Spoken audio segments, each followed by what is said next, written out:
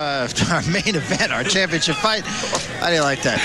Snake is loose tonight. Ricky Thomas and James Toney. And Toney, as we said, is a guy who at one time we were a little bit critical of. He has improved, and he has improved greatly to the point that he's one of the premier acts in boxing.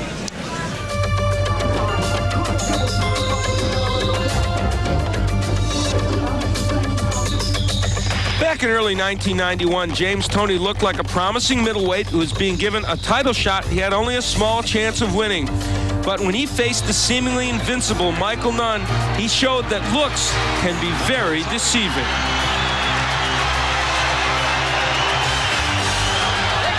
Nunn landing here in the third round. Nunn looks very focused. He looks sharp tonight.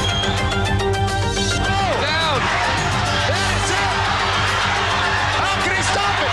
That's it. The fight's over. James Toney wins the title. At first, what happened, me and Mike, we had to went through a whole big barrage before the fight.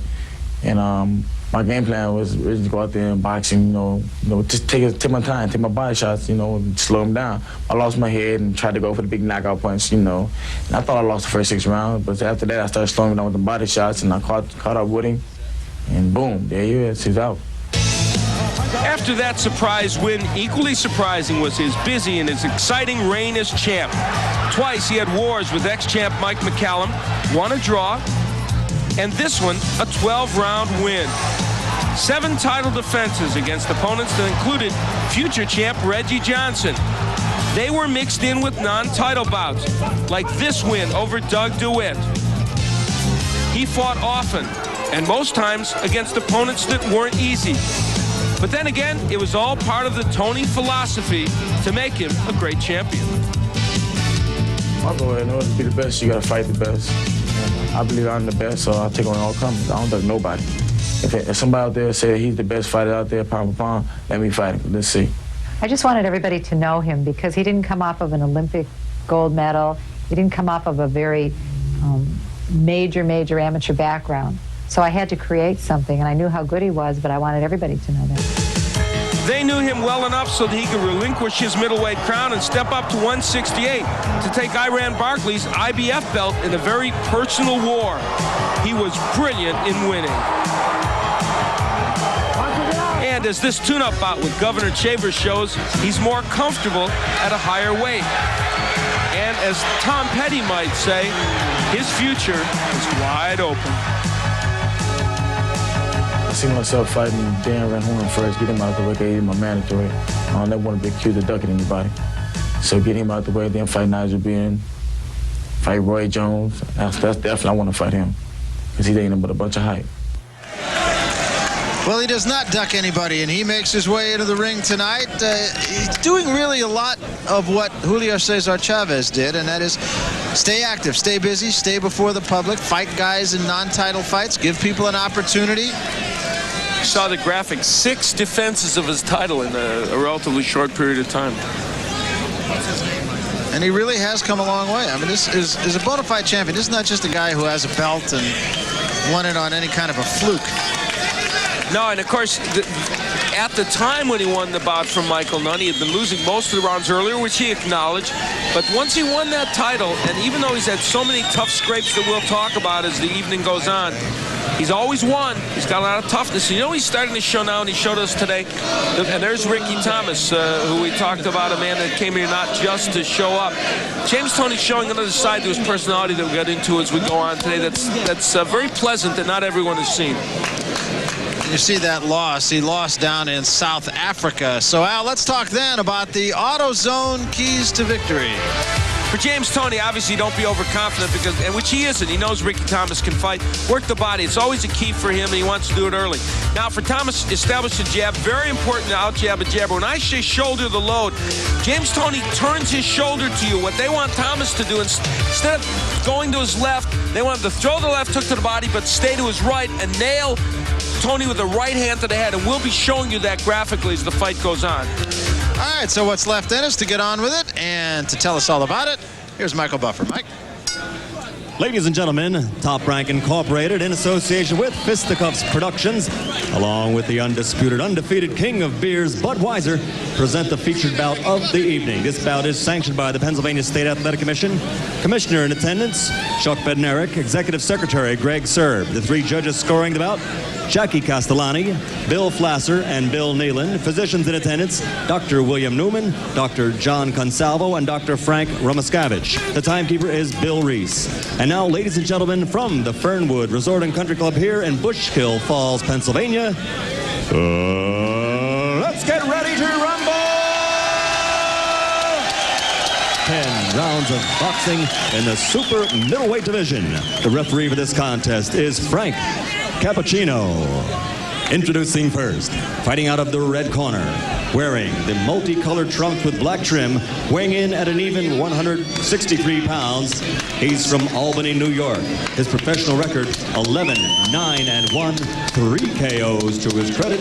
Ladies and gentlemen, Ricky Time Bomb Thomas.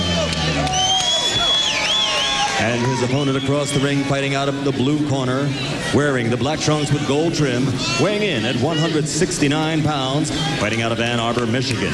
He's undefeated with a record of 35-0-2, 24 KOs. He currently holds the IBF Super Middleweight Championship title, not on the line tonight. Ladies and gentlemen, a 2-time world champion, James Lights Out Toney.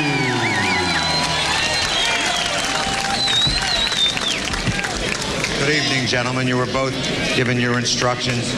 Both your touch gloves. Touch gloves. Touch gloves. Boxing don't start till you touch the glove. So a little game being played there. Ricky Thomas and James Toney first not touching gloves. Frank Cappuccino was the winner, however. It's not going to be another one of those. Tell me it's not going to be another one of those, Barry, please. But as you said, Thomas is all business, but I'll tell you what, so is James Toney. And you know, when you look at Toney at this weight, he looks pretty good.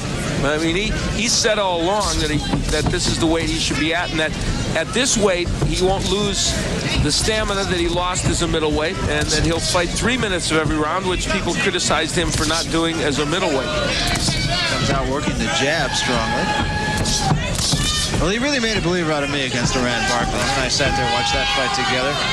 Sterling performance. I mean, that was about as good as it gets against a highly motivated and well-trained Iran Barkley. Well, we talked about the fact that we were critical of him early, and the fight that made, I can speak for myself, that made me that way was the fight with Murphy Sosa, which I thought neither of them won. Yeah, that was early on. That was just before he fought Michael Nunn, and who would have given him much of a chance against Nunn? And as you said, Nunn did well early. But since then, James Toney has continued to hone his skills. There's Thomas. Now, Thomas has a very good left hook, and you saw it there. That's his best punch. Mentioned that he had been 10 rounds with Lamar Parks, who's a very fine middleweight, one of the best in the world. And 10 rounds with Van Horn in a bout that almost everybody thought he won. Had a loss to South Africa that he thinks he won. So he stays in there with everybody. And you can see, when you look at Ricky Thomas, he's going to throw good shots at you. It's a very good non-title fight for Toney, actually, because he's not in there with a guy who's going to fall down.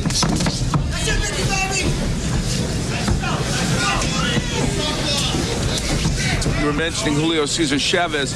Jorge Paez also comes to mind during his championship reign. Fought often in championship and non-title fights.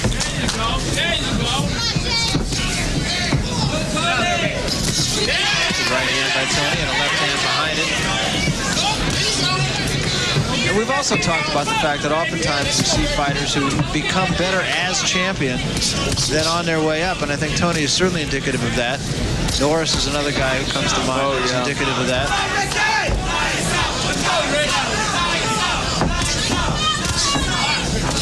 Thomas using the jab here early. He told us today, he said, I need to get my jab in because Toney's jab is so strong. To nullify it, I've got to land mine first.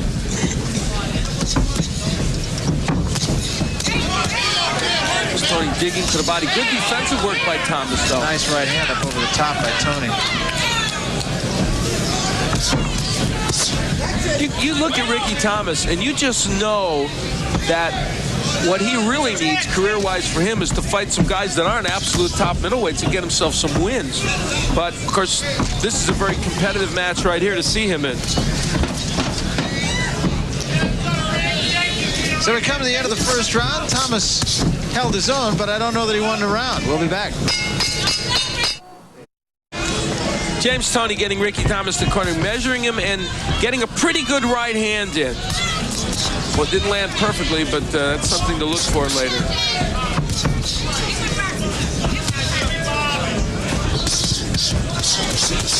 So you can see that Ricky Thomas has skills, good combinations, but Toney blocking virtually all those. And one of the areas in which James Toney has improved is in defense. There you see the numbers in round one. 60 of those 71 punches thrown by Toney, incidentally, were jabs. You know, if you throw double left hooks like Ricky Thomas just threw, against 90% of the guys, you're going to land both those punches. He didn't land either of them against Toney. Those are good, quick punches. Toney's just improved in every aspect of the game. His defense is considerably better, although he's always a pretty good defensive fighter. His jab is just terrific. You saw that snapping left jab. Strong jab by James Toney. You know, as a middleweight, he had such trouble, he says, because of the weight loss. But in so many of his championship fights, what people will remember is how tough it was on him. Against Nunn, he had to come back to win. Against Reggie Johnson, he was decked in the second round, won by a split decision, and had to win the last 3 rounds to win the bout.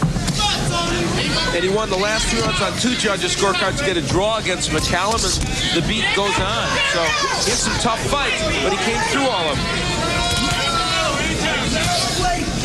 That jab of his is really a weapon. Just a moment ago, it actually caused Thomas to take a step back. This is the kind of defense that he showed against Iran Barkley.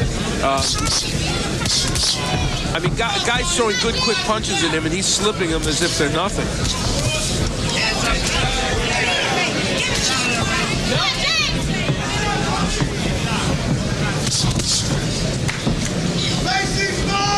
The other thing James Toney's doing in this bout that he did against Barkley is he's not laying in on the inside. That was when he always used to look a little tentative, when he would lay in on the inside with guys and then just look like he's kind of taking breathers. Here he's staying on the outside, boxing. And this not to detract from what Thomas is doing. No, that's the point. I'm telling you, with the hand speed Ricky Thomas is showing here, he'd be hitting other guys. He's not hitting James Toney. Well, you know, what strikes me just sitting here watching this is we see a lot of very good boxers here on Top Rank Boxing, and then there's about another 10 or 11 or 12 guys, however many, that are just a cut above. I mean, these are the guys who are the champions, who have been champions for a while. I equate that with doing a season of college basketball here on ESPN. And when college basketball is over, I'll go over and watch my local team, which is the Golden State Warriors, play. And pro basketball, the NBA, is a different game. It's a different sport. Well, such is the case here. The champion against a very good challenger. We'll be back. It went from 0 to 60 in 4.2 seconds. It won Daytona, Sebring, Le Mans, then the World Championship. Ford stopped making Cobras in 1967, but you can make one today. Call FiberFab at 1-800-328-5671. You'll be turning heads even faster than a Cobra turns corners. We make so much more than our parents ever did. And they bought a house. Here was a move that they worked on Ricky Thomas. When Toney turns this way, they want to throw a left hook to the body and land the right hand to the back of the head. No, he misses. Couldn't do the maneuver they talked about today to us, Barry, where he would throw the left hook to the body and then move to his right and land the right hand to the head of Toney. He didn't move to his right because it's so unnatural to do that. Yeah, and it goes, of course, contrary to what everybody else has tried to do with Toney. Yeah, when Toney does that, there you look at the jabs in the bout, and Toney's doing better. When Toney does that, your natural inclination is to take a step to the left and trying to hit him with the hook. They want to throw the hook but take a step to the right and hit him in the head. It's hard to do that.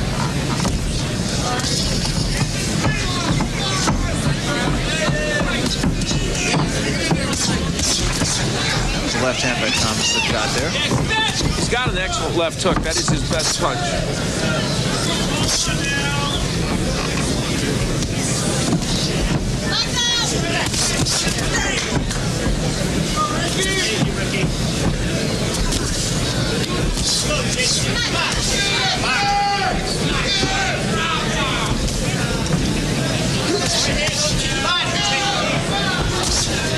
Thomas would not block both those double left hooks.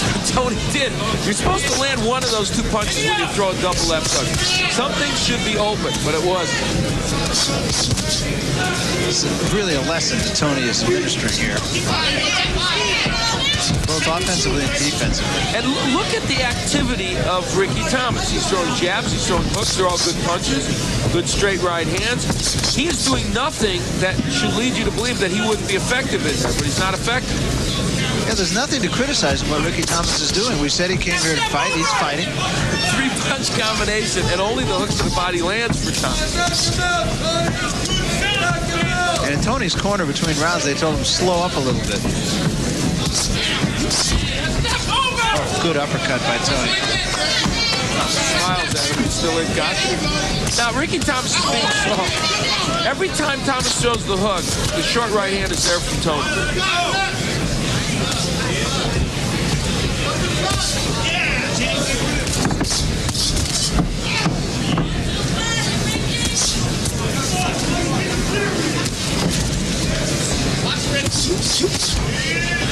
This really is a clinic right now.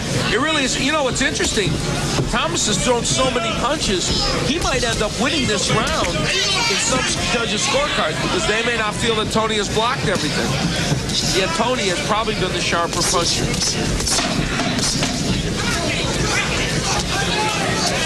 So we come to the end of the 3rd round. Hard for me to see it going any other way but the way of Toney. One of these engines was filled with Castrol Syntec, a synthetic oil, the rest with conventional oils. They were... Barry Tompkins, Al Bernstein, back at the Fernwood Resort in Bushkill, Pennsylvania. A reminder, tomorrow night, 8 o'clock Eastern, 5 Pacific, the Pirates and the Dodgers. Andy Van Slyke, Darryl Strawberry will get it on right here on ESPN. 8 Eastern, 5 Pacific, Sunday Night Baseball, exclusively on ESPN. James Toney's defense has been superb. Blocking, done a lot of slipping throughout this bout also, slipping punches. And you know, now here is where, as we headed around for the punch profile, shows you something. Didn't you think, I did, that Thomas threw a lot more punches than him in the last round? Guess what? Only 2 more punches thrown by Thomas in the last round. Perception is something, but yet the facts are another thing. Toney starts this round trying to use the body, and look at the totals through 3 rounds. Look at that. Toney has thrown more punches, and I have to say, Thomas has seemed busier, hasn't he? And yet, no, not the case. Come on, don't screw around. Take it to school, Toney. Quick right hand. Excellent double left hook by James Toney. James Toney's a different fighter, and there's my scorecard. Most fighters, when they say, gee, I can't keep the weight and it's made me weak, you tend to wonder about him. Not with James Toney. His best days are ahead of him at 168, and he says maybe 175 pounds is the light heavyweight. But I assure you at this weight, at 168, he'll be about 50% better than he was as a middleweight. I can see him going to 175. Yeah. He's got that kind of body. Looks like he can carry it. He wanted to fight Prince Charles Williams. Williams went off and got beat by Henry Mask. I guess he can go fight Henry Mask. That's right. He's got a lot of things ahead of him, as he pointed out in that feature. And it was a crapshoot. They rolled the dice and said, let's have him fight a lot as a middleweight, hope he can make it through it, and then when we go up to super middleweight, they'll have to come to us. We'll be the guy they need, and that's exactly what happened. And I'll tell you, somebody like Roy Jones, I know everybody thinks of him as the second coming. He needs James Toney more than James Toney needs Roy Jones for a big match. James Toney wants him, though, so yeah. he might not have trouble making that match. No, not at all. Is there anybody Toney won't fight? No, and you got to admire that. Yes. Ricky Thomas still throwing pretty good combinations, but most of them are just not getting them.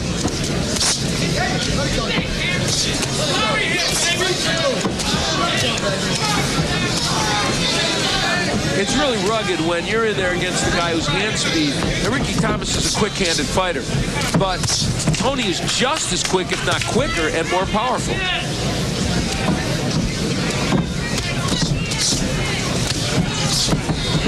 Thomas continues to try. He's not just showing up. There's a great uppercut by Toney. Yeah, he's doing more than trying. He's throwing hellacious combinations that are doing nothing in most cases. Instead, he's getting hit with counter punches.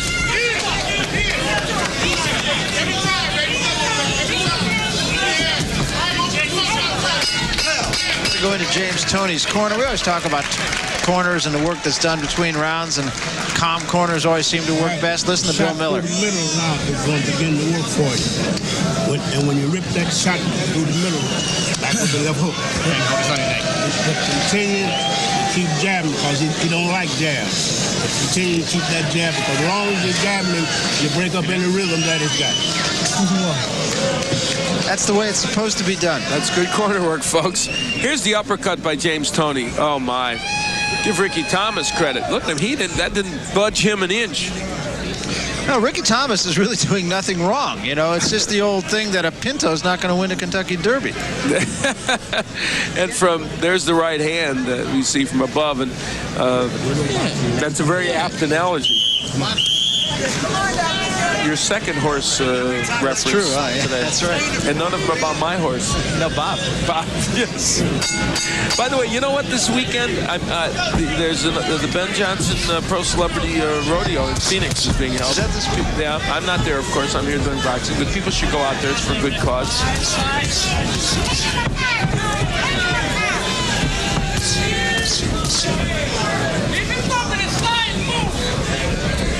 They want Toney to work the jab here. Let's see if he does that.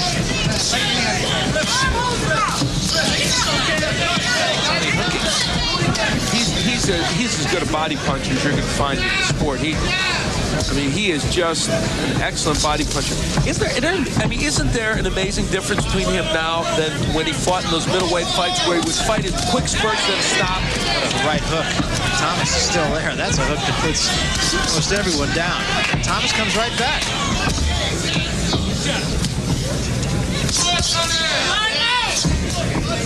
You know what this fight is making me want? This is going to sound strange, probably. This fight makes me want to see Ricky Thomas against somebody not as good as James Toney, and it'll make the most exciting fight you'll ever see in your life. And Ron Katz, the matchmaker, sitting right next to us, and I'm lobbying with him right now that even if Ricky Thomas doesn't come through this fight, Toney with a win, which it possibly might not, let's see him against a guy that he has a good shot at beating.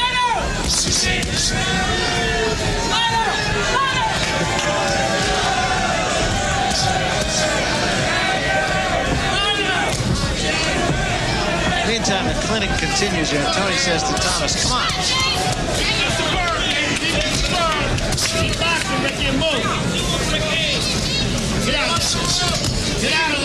Toney, you know, the other thing about Toney that gets lost in the shuffle somewhere is his counter-punching ability. Excellent counter-puncher. That is part of what's giving Thomas problems in this match. There was a good right hand. That might have gotten Thomas's attention. The left hand, beg your pardon.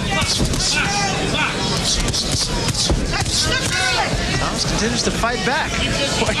You know, it is interesting. He's throwing these nice combinations, just as he did against Darren Van Horn and Lamar Parks and these other good fighters that he fought. And it's doing even less for him here against James Toney. And that time, Toney with a crafty move just spun him and hit him. Earlier, a big name that he fought that he lost in 10, he really felt he beat him, was Davey Hilton. He lost to him in Canada, so to give you a clue. Davey Hilton, of course, from Canada.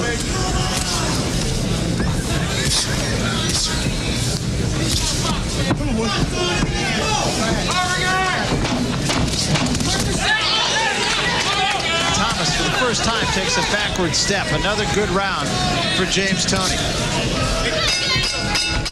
I feel Danorex tingling on this side, nothing on the head and shoulder side. I love that tingle, so I tried Danorex for my dandruff. It really came through. The flaking stopped, my scalp doesn't itch. Danorex with conditioners, the serious dandruff shampoo. I've switched to Danorex. America's first choice.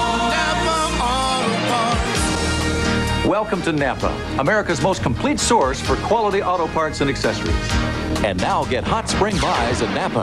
Quality Napa motor oil, 99 cents a quart.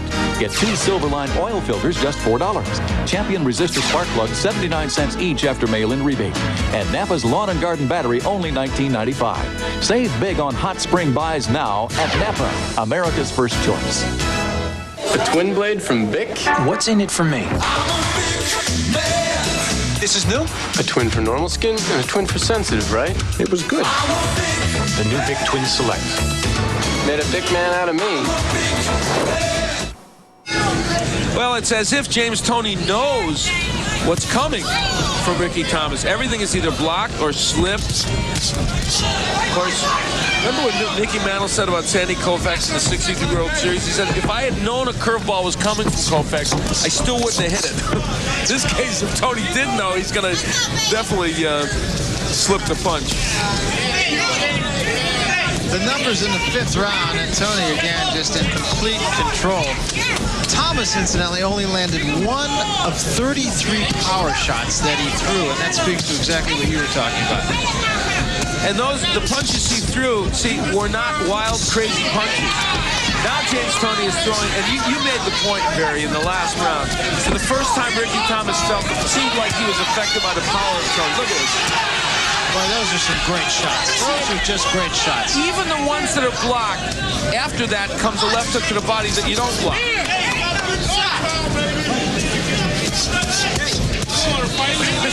Beautiful 5-punch combination. One got there for Ricky Thomas. By the way, Ron Katz has assured me we are going to see Ricky Thomas again in a bout in which it's going to be on pretty equal terms. He's got a good chance to win or put on a great show for us. And Ron's also going to make Lou Savaris and Hulk Hogan. Or is it the Incredible Hulk? Yeah.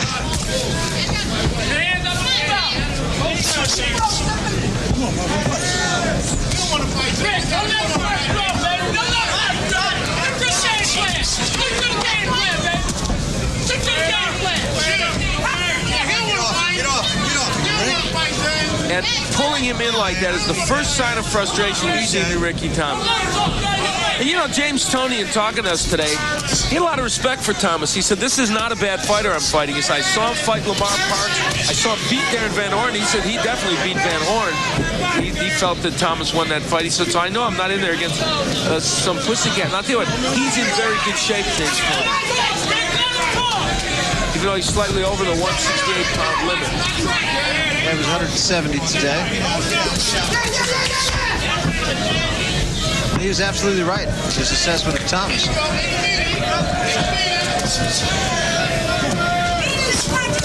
You know, they talked today about whether maybe Toney would come into this bout less than motivated of the camp for Ricky Thomas, and they might catch him on an off day. They didn't. No.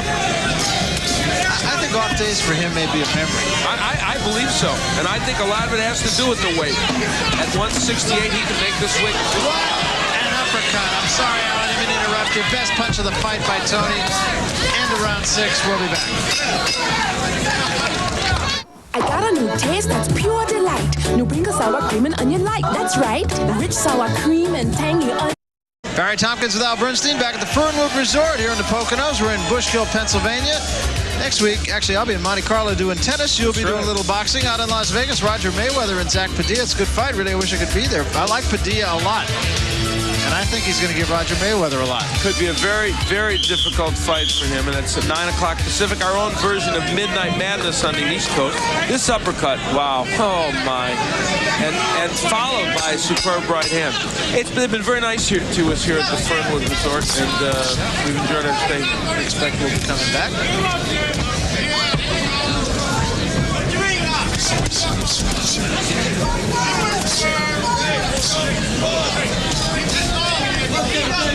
Through 6 rounds, and you see the edge now that Toney has built up. 30 punch landed edge. There's the uppercut again. You feel the power of Toney taking over.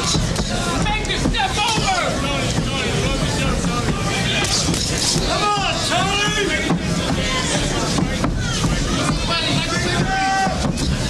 He just wants to be, baby. Give it to him. frustrating for Ricky Thomas right now because his technique is still there, believe it or not, after getting nailed with these big shots. But as Bill Miller told Toney, and he's listening to him, the jab will disrupt everything Ricky Thomas is doing. And Thomas wanted to get his own jab in against James Toney. Couldn't quite, has not been able to do it. Can't beat him, James Toney is really a marvel at this weight. Yeah, moving up in weight, but not losing anything. In fact, gaining in a way because he doesn't feel weak, so he's throwing quicker. No, he is. He's much more up-tempo and has been from the opening bell. Now, the Darren Van Horn defense is a mandatory defense, and in truth, that's going to be a very tough fight for Darren Van Horn against James Toney. He got whacked off by Iran Barkley, but it's a mandatory, and they have to do it, so Toney will do it. But after that, it's blue sky all the way. You got Nigel Benn, or Eubanks, just Eubanks, whoever wins that. Michael Nunn is certainly a possibility. Now Nunn, also a super middleweight champion of another organization. Of course, eventually Roy Jones. A lot of fights out there for James Toney. And you know, he dislikes the perception that somehow Roy Jones is a Superman to him. As you pointed out to us, he does not feel that he would go into that Roy Jones fight as an underdog. I think it would be a competitive fight, too. I think it would be an outstanding fight. I have a lot of respect for Roy Jones' punching power. Oh, look at the combinations by James Toney. See, and Ricky Thomas can't do what they want him to do. He's trying to. He's trying to step to his right and land that right hand as Toney bends down with his shoulder. Toney is simply too quick for him to execute that move. So Toney continues to take Ricky Thomas to school in what has been a flawless performance so far. And around 7. George Foreman, an American institution. Tommy Morrison, the up-and-coming slugger from the nation's heartland. Two symbols of the American spirit, headed for a collision.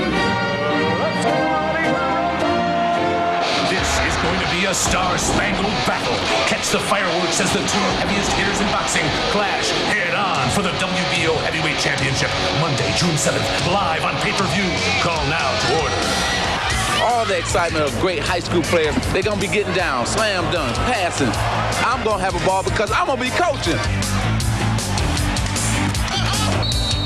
The Magic Round Ball Classic, yeah. NASCAR excitement on ESPN. Rusty Wallace and Dale Earnhardt are engaged in an early season points battle. The stage is set. The races are ready for the First Union 400. Tomorrow afternoon, live on ESPN. James Toney landing everything, including this uppercut on the inside against, and then he follows with the hooks. It's not just the uppercut, but here comes a punch right after it. Barry, I have to tell you, the 7 rounds he fought here and the 8.5 he fought against Iran Barkley, I think are the best rounds of boxing James Toney has fought, period, as a pro, by far. Hard to argue that. I mean, as you said, we watched that fight together. He didn't lose a round in that fight, and I don't think he's lost a round in this fight. It's the way he's not losing. Yeah, you're right. It's just really astonishing. And there's the jabs, showing you how Toney has won the battle of the jabs. And Ricky Thomas has made an effort throwing over 200 jabs. Now, here's what Ricky Thomas is doing now, and I don't think it's a bad idea. Trying to give Toney a lot of movement. Maybe this will get Toney out of his rhythm, and he can land punches from a different angle. It's not a bad idea. Nothing else has worked for Ricky Thomas. Of course, a shutout. I mean, you just can't see it any other way. And again, it's not to detract from what Thomas has tried to do.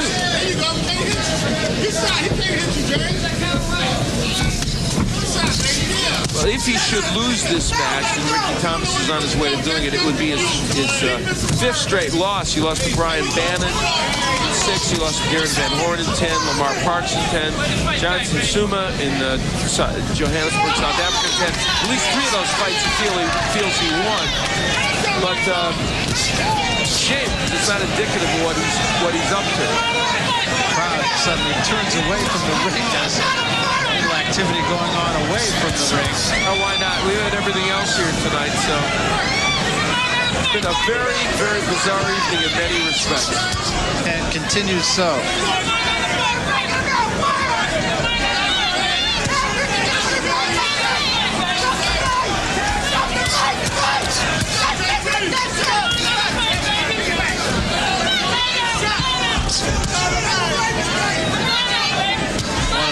other people is enlisting Larry Holmes' help.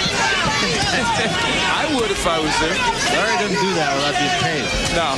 Well, wait, he did with Trevor Burbick one time. That's true, yeah. James Toney is just having his way, continues to be able to do pretty much what he wants.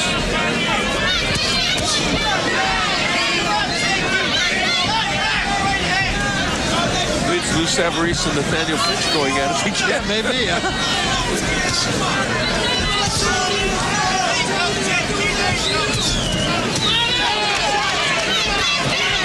Toney driving Thomas back with the left hand. And there's a huge right hand.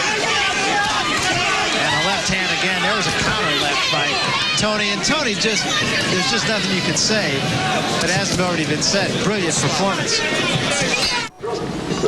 Taking a break, are you? No break. Oh, you smell good. Well, thank you. Wearing something? Just my deodorant. Oh, that Suave Super Stick I got you. Yeah. You like the Suave, huh? Yeah. Good. Will cost less than your other ones. Yeah, well, I think it works really well. Don't you think so? You're supposed to be paying attention to me right now. How many women tell their husbands they smell good while they're cleaning out the garage? Just one. That's right. Yeah. Super Stick. When Suave works this well, why spend more? Where in the world can you find hot days, hotter nights, romance under the sun, romance under the moonlight, sports all day, sports all night, superstars enjoying the day, superstars filling up the night, and action day and night, day and night. Only in Las Vegas.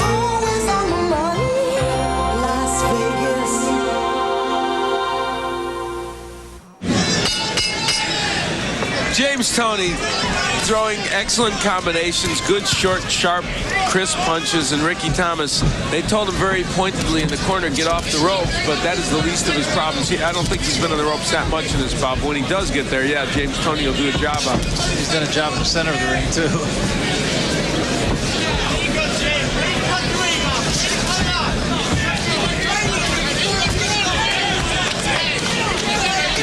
It is hard to imagine, though, that despite the fact that Thomas has fought very good fighters, that he's lost his last 5.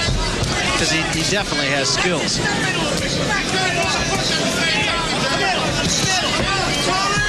Yeah, he should have somewhere in there, but then he feels like he did get a win somewhere in there. Everybody, I guess, apparently felt that he beat Darren Van Horn. He felt he won in South Africa, but didn't get the decision.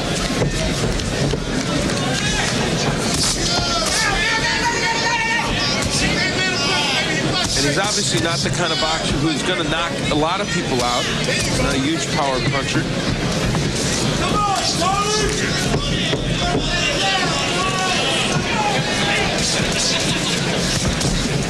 A triple jab. Counter left. Left hand and a straight right. Right uppercut.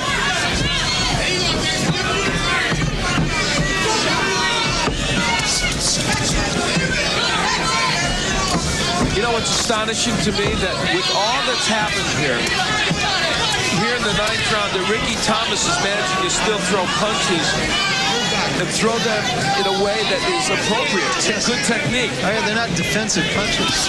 And now they're getting a little wider, but it's getting nailed a little bit even more, but still. Watch that head, Ricky. Jab, straight right hand. You can see all the moves are there. Toney doesn't just land the right. He takes a step to his left to put himself in a better position to throw the hook. These are instinctive moves. To give Bill Miller a lot of credit, his trainer. Of course, James Toney for being able to assimilate him. And like all the great ones, too, he brings the right hand behind the jab so quickly that his man doesn't have time to recover from the jab. And I have to tell you something. This has not always been so with him. That's why I'm very willing to accept his explanation that getting down the middleweight made him a lesser fighter. Because as a 68-pounder, in his 3 fights, he has looked infinitely better than he ever did as a middleweight. And he's good as a middleweight because he was good enough to win a championship and hang on to it for a couple of years. He's serving notice to people that are going to face him at this weight that they're going to see a different guy. Mary hurt Thomas, and Thomas goes down for the left hand at the bell. Can't be saved by the bell, though, and he does get up.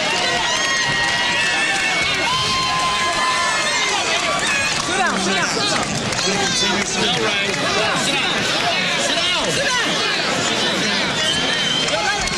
Come on, wake up. Put it over here. Put out.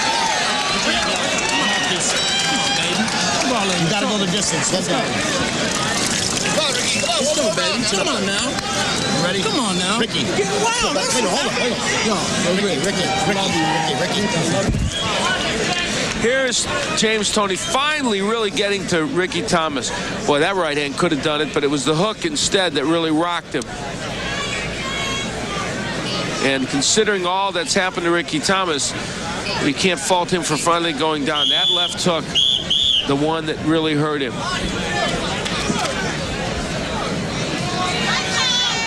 And in the corner of James Toney, business as usual. In the corner of Ricky Thomas, now it has just turned to not that we can beat this guy, but just let's go the full 10. Yeah, they feel like that's important for them in terms of his future, but I think what would be more important for his future is not to get hurt in this bout. And if he was going to get knocked down again or hurt again, I would really opt for stopping this bout. Take a look at the numbers, because there's just no way he's going to win it on decision. Frank Cappuccino's going to take a very close look at it, too. I don't think he'll go too far with Ricky Thomas. I'm sure he'd like to give the man the chance to finish, but... One thing, I'm sure he has earned the respect of James Toney with his performance today. Uppercut drives him into the ropes again. It's not going to go far here. And that's it. Frank Cappuccino stops it. Fight's well stopped. Crowd boos. There's no reason to boo. It was absolutely the right thing to do. I understand why Ricky Thomas is maybe a little distressed. He feels like he could have gone, he probably could have gone on. But I'm going to tell you something. If Ricky Thomas hasn't earned respect with his performance to this point, another minute and a half isn't going to do it, and you give that man respect. He performed well, but he was starting to get hurt. And you could see James Toney, a lot of respect. A lot of respect for Ricky Thomas, and Jackie Callan holding Thomas's hand up. Absolutely. Yeah, absolutely. And this is the side of James Toney. I want to point this out. A lot of people think of James Toney, and let's take a look at where the fight ended. They think of James Toney as an arrogant guy, and he's shown that side of him sometimes, and has not always been the most pleasant guy to be around before fights. But I got to tell you something. Today, as we both saw, he has shown us a side of him that is a delightful, pleasant, humorous side, and I think if he shows more of that as he goes on in his championship reign as a super middleweight, he'll become even more marketable as a champion. I think that's very true. He's doing himself a whole lot of favors in the last couple of years. And a terrific performance for him tonight. Couldn't be better. Let's get up to the center of the ring now, and we'll get the official word from Michael Buff. Ladies and gentlemen, referee Frank Cappuccino steps in and stops the bout at 51 seconds of round number 10. The winner by TKO victory. His record now 36-0, 2 draws, 25 KOs. Two-time world champion, current IBF super middleweight champion of the world, James Lights Out Toney. James Toney doing everything that was advertised and perhaps a little bit more, as Toney wins every round and finally gets his man out in 9. Back to talk with the champion. Ladies and gentlemen, how about a round after this? Let's get you up to center of the ring with Al Bernstein. Well, thank you, Barry. Jackie Callan here with James Toney, who just won. And I told James I thought it was a spectacular performance, but you didn't think it was spectacular, did you? It was all right. You know, I could have did a little bit better. You know, I had 3 weeks to prepare for the fight, and hey, I did what I had to do. I got him out of there. I did something that nobody else could do. I'll tell you what, I'm buying into the fact that at 168, you feel a lot more comfortable than at 160. When fighters say that, sometimes it feels like an excuse. In your case, you're about a 50% better fighter at this weight. Well, I never do make excuses. If you know, like I said, everybody thought I was faking about the weight. But, you know, the weight was killing me at 160. Now I'm at a much comfortable weight at 168, and I feel better at 175. I can't wait. The other thing about you, and I got to say this, you feel more jovial, you feel looser to me. You feel almost like you're allowing your personality to come through. A lot of people thought of you as arrogant before, and a lot of people had a hard time with that.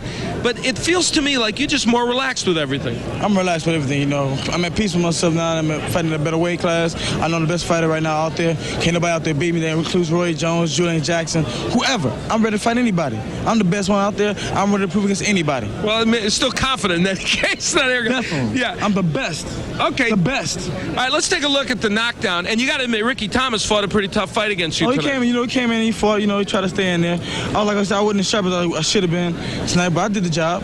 Well, there's the left hook that hurt him toward the end of the fight. You had hit him with some terrific uppercuts, but ironically, it was the left hook that finally hurt him. Yeah, I had to set him up. I set him up, with the jabs, hooks to the bottom of the head. He was coming up pretty good, because he wanted to get with these vicious shots I was throwing at him, but then I finally got through, and boom, there he goes. I thought your defense, James, was special tonight because he's a quick-handed fighter, and he's throwing not just one punch, but combinations, and yet still wasn't hitting you. Well, that's my pride right now, my defense. I'm able to do everything. I can crouch. I can do everything a small man can do at this weight.